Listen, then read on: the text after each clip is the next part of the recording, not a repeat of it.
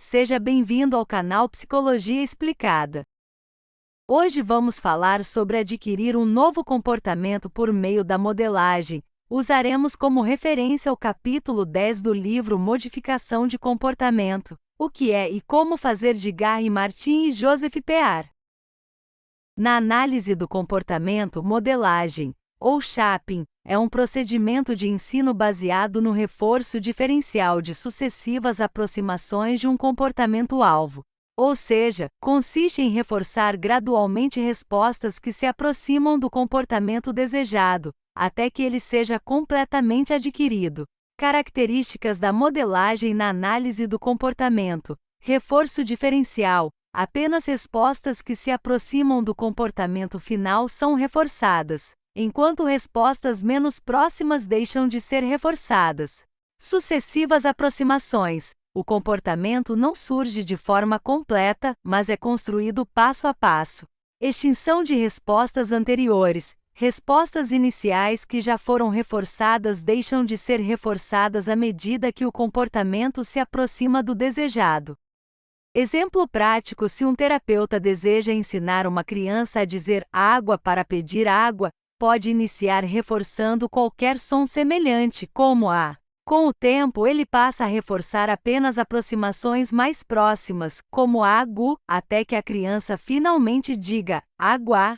A modelagem é uma técnica fundamental na modificação de comportamentos e no ensino de novas habilidades, especialmente para indivíduos com dificuldades no desenvolvimento ou na comunicação, como crianças neurodivergentes.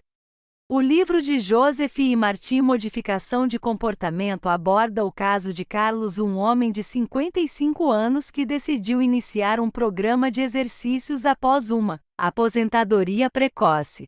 Ele tinha um estilo de vida sedentário e, ao tentar correr 400 metros diariamente, falhou devido a expectativas irreais.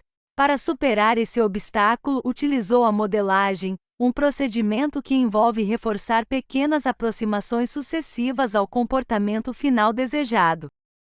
Agora falaremos sobre o processo de modelagem aplicado a Carlos. O primeiro item é a especificação do comportamento final desejado. O objetivo era correr 400 metros diariamente.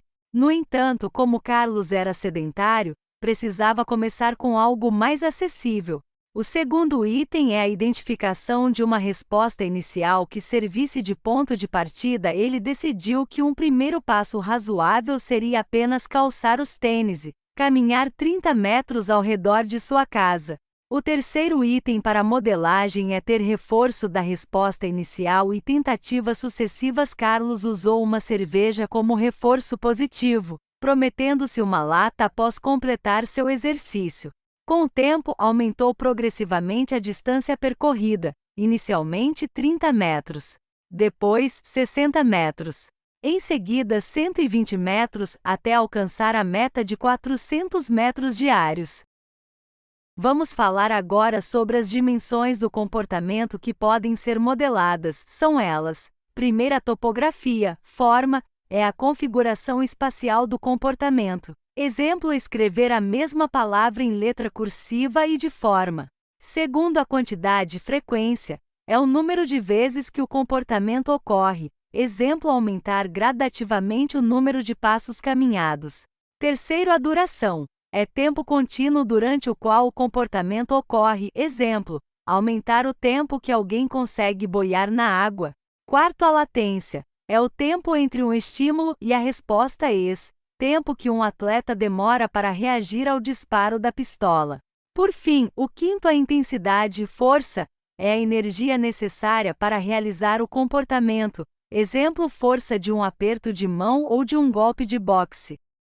Vamos agora falar sobre a diferença entre modelagem e esvanecimento. O esvanecimento é a modificação gradual do estímulo enquanto a resposta permanece praticamente a mesma. Já a modelagem é a modificação gradual da resposta, enquanto o estímulo permanece o mesmo. A modelagem está presente no dia a dia, muitas vezes sem que percebamos. Pais ensinam os filhos a falar modelando a pronúncia. Professores ensinam escrita iniciando por letras de forma até chegar à letra cursiva. e treinadores ensinam atletas aprimorando progressivamente suas habilidades. A modelagem é um processo estruturado que reforça aproximações sucessivas de um comportamento até alcançar a resposta desejada.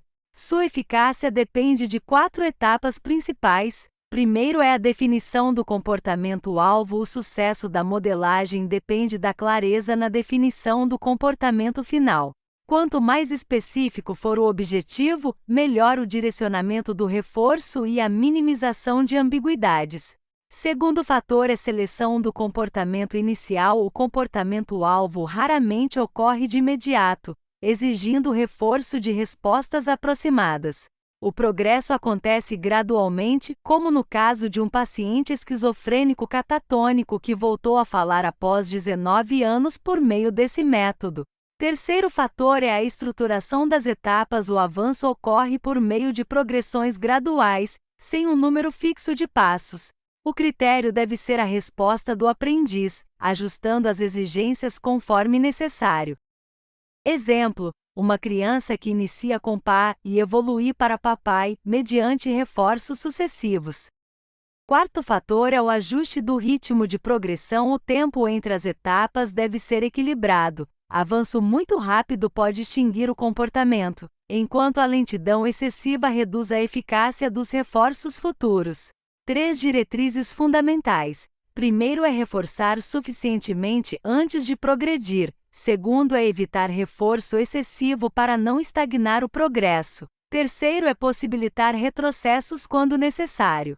Logo, todo esse processo permite o desenvolvimento gradual de novos comportamentos, tornando a modelagem uma estratégia eficaz na aprendizagem e modificação comportamental. A modelagem pode ser mal aplicada, levando ao desenvolvimento de comportamentos indesejados, muitas vezes de forma acidental.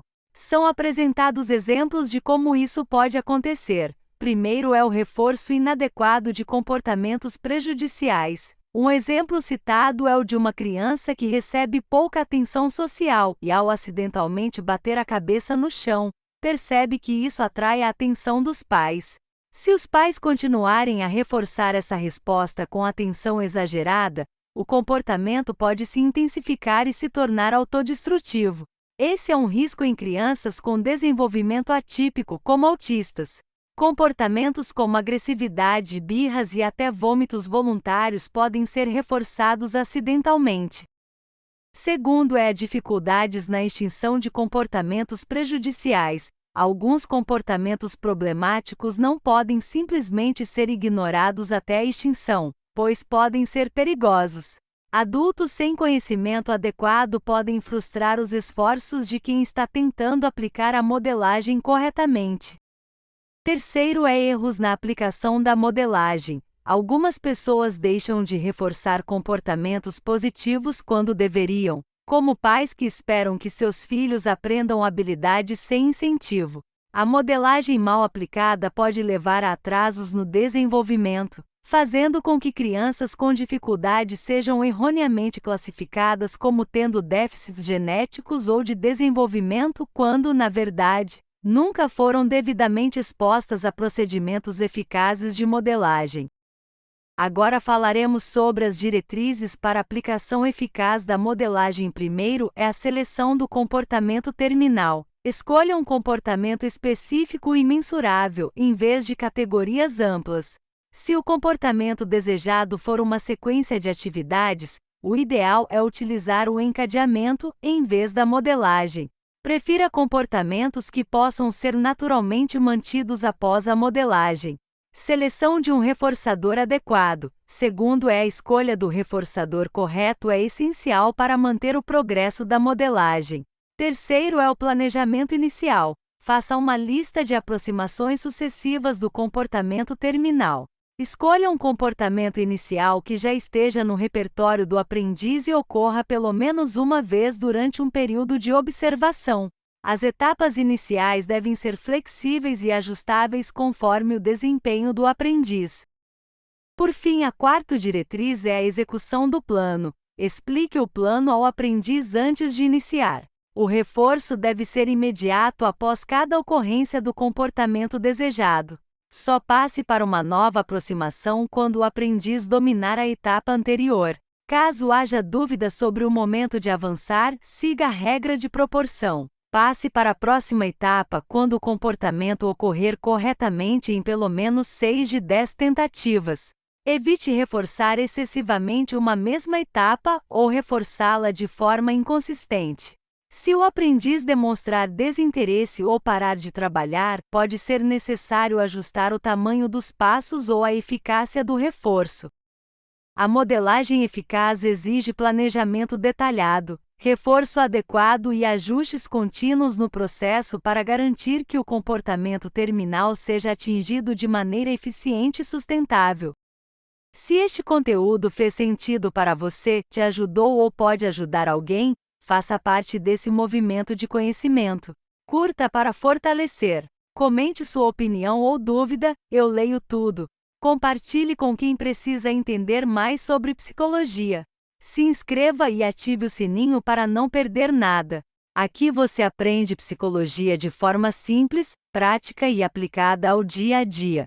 Vamos juntos espalhar conhecimento e transformar vidas.